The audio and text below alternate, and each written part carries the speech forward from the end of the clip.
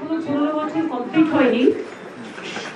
নির্বাচন হয়ে যাওয়ার পরে, রেজাল্ট বেরোনোর পরে, নতুন গভর্নমেন্ট ফরমেশন হওয়ার পর কমপ্লিট হবে। যা যা মানুষের জন্য করার আমরা প্রতিশ্রুতি দিয়েছিলাম তার সবটাই প্রায় আমরা করে দিয়েছি, এছাড়াও এক্সট্রাও করেছি। কারণ কর্ম করাটাই আমাদের ধর্ম। এবং আজকেও যেহেতু করতে হয়, তাই আমরা আমাদের অঙ্গীকার বা আমাদের ম্যানিফেস্টো একটা দলের পক্ষ থেকে আমরা করছি, সেটা আপনাদের কাছে আমি রাখবো। রাখার আগে কয়েকটা কথা বলি যে বাংলার মামাটি মানুষ শুভেচ্ছা দিয়েছেন, দোয়া দিয়েছেন, জোহার দিয়েছেন।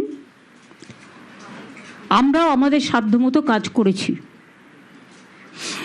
কিন্তু এবারের ইলেকশনে, প্রত্যেকবার ইলেকশনেই অবশ্য আমরা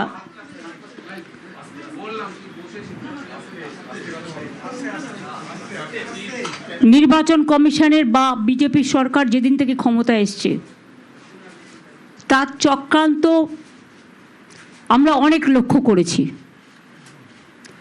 কিন্তু এবারের চক্রান্ত সমস্ত চক্রান্তকে ছাড়িয়ে গেছে। যেন তেন প্রকারণে বাংলা দখল করে ওরা বাংলা রাজ্যটাকেই তুলে দিতে চায়। এবং আগামী দিন আপনারা দেখেছেন, আমরা প্রতিবাদ করেছিলাম, প্ল্যান আছে উত্তরবঙ্গটা টোটাল বাদ দিয়ে বিহারের কিছু অংশ নিয়ে আবার আরেকটা নতুন রাজ্য তৈরি করা। এবং নির্বাচন কমিশন হয়তো পরে বলবে, আমরা যেটা শুনেছি এই ভোটের পরে আবার ডিলিমিটেশন করবে।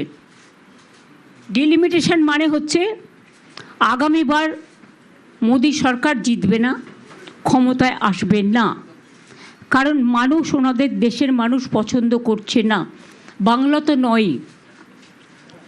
এবং তাই এক ডিলিমিটেশন, 2 এনআরসি, 3 সেন্সাসের নামে মানুষের নাম আরও বাদ দেয়া, এটা ওদের পরিকল্পনা।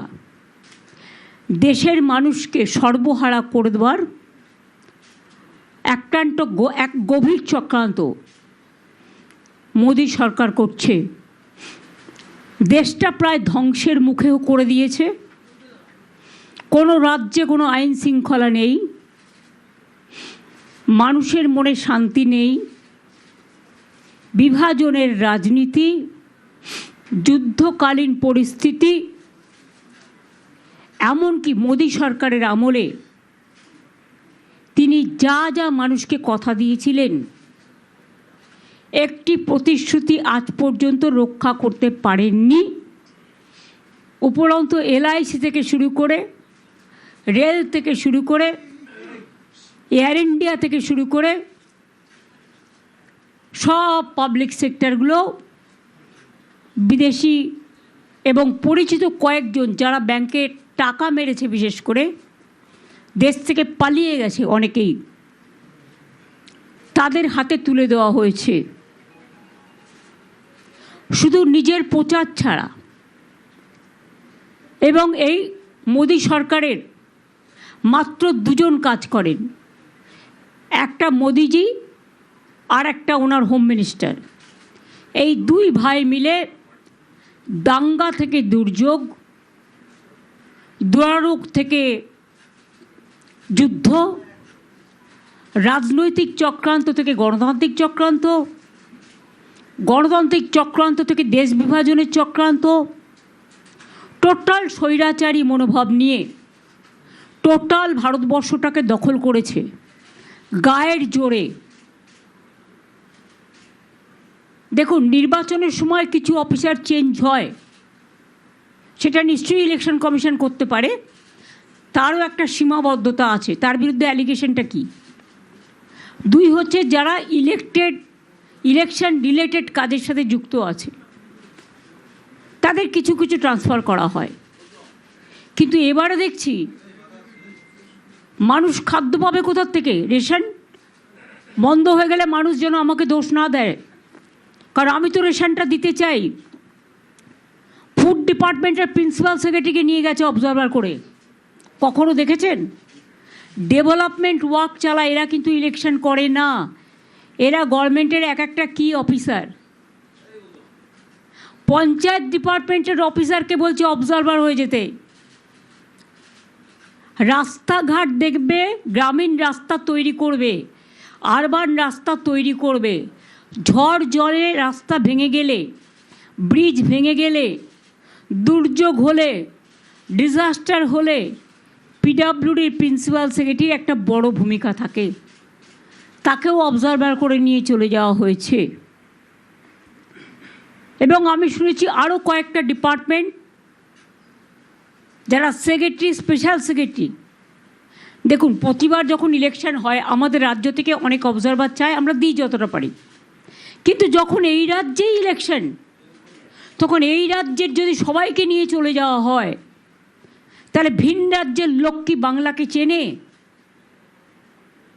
তারা এখানকার কালচারটাই জানে না, এখানকার মানুষকেই চেনে না, এখানকার জিওগ্রাফি চেনে না, এখানকার ইতিহাসই চেনে না, এখানকার সংস্কৃতিই চেনে না, এখানকার সম্প্রীতিই চেনে না, এখানকার বুথ চেনে না, এখানকার ব্লক চেনে না, এখানকার সাব ডিভিশন চেনে না, এখানকার জেলা চেনে না, এখানকার উৎসব কবে কি হচ্ছে না হচ্ছে, সর্বধর্মের সমন্বয়, কিছুই চেনে না, কিছুই জানে না।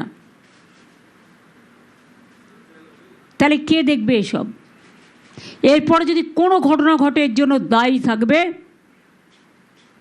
বিজেপি সরকার, কারণ নির্বাচন কমিশন বিজেপি সরকারের বাইরে নয়, তাদের তোতা পাখি। আমাদের বাংলার সব অফিসার যারা বেঙ্গল ক্যাডারের, আইপিএস হোক আইএস হোক, মনে রাখবেন যখন তারা দায়িত্ব নেয় তখন তাদের দায়বদ্ধতা থাকে, তারা এক একটা রাজ্যের ক্যাডার হয়। যেমন ইউপি দেখার জন্য ইউপি ক্যাডার আছে, ডাব্লিউবিসিএস ছাড়াও, রাজ্যের ক্যাডার ছাড়াও যারা সর্বভারতীয় ক্যাডারও হয়, সরকারিয়া কমিশনের রেকমেন্ডেশন অনুযায়ী এরা রাজ্যের আন্ডারে থাকে, তারা রাজ্যের কাজ করে। কিন্তু আজকে আপনারা বলুন তো, সব বাংলার অফিসারদের যদি তুলে নিয়ে যাওয়া হয়, বাংলার মানুষকে দেখবে কে? আমাদের তো যেহেতু ইলেকশন, এখানে তো অঘোষিত না, ঘোষিত প্রেসিডেন্ট রুল করে দিয়েছে। লজ্জা লজ্জা লজ্জা! প্রেসিডেন্ট রুল করে মোদিজিকে ইলেকশন করতে হচ্ছে। বাংলার মানুষকে এত ভয়! আমরা বলি না ইতিহাসের পুনরাবৃত্তি হয়।